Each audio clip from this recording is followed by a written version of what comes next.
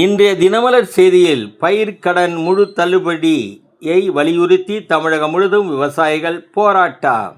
மதுரை மாவட்டம் சோழவந்தான்பேட்டை அரசு பஸ் டிரைவருக்கு தமிழக வெற்றிக் கழக நிர்வாகி தனுஷ்கோடி என்பவர் அந்த டிரைவரை தலை கழுத்து பகுதியில் கத்தியால் வெட்டியுள்ளார். இதற்கு தமிழக முதல்வர் விஜய் உடனடியாக நடவடிக்கை எடுக்க வேண்டும். போலீசார் வெட்டியவரை கைது செய்யவில்லை. போக்குவரத்து ஊழியர்கள் போராட்டம். இந்திய பாதுகாப்புக்கு எதிரான நடவடிக்கைகளை எங்கள் மண்ணில் இருந்து அனுமதிக்க மாட்டோம் என மியான்மர் அதிபர் ஆங் லைன் திட்டவட்டம்.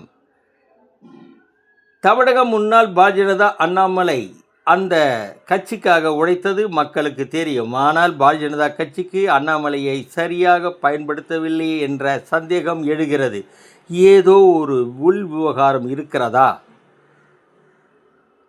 பாலியல் தொழிலில் இருந்து மீட்கப்படும் பெண்களை குற்றவாளிகளாக கருதக்கூடாது என சுப்ரீம் கோர்ட் அதிரடி தீர்ப்பு. போலீசாருக்கு கடைபிடிக்க வேண்டிய புதிய வழிகாட்டுதல்களை வெளியிடு. வணக்கம்.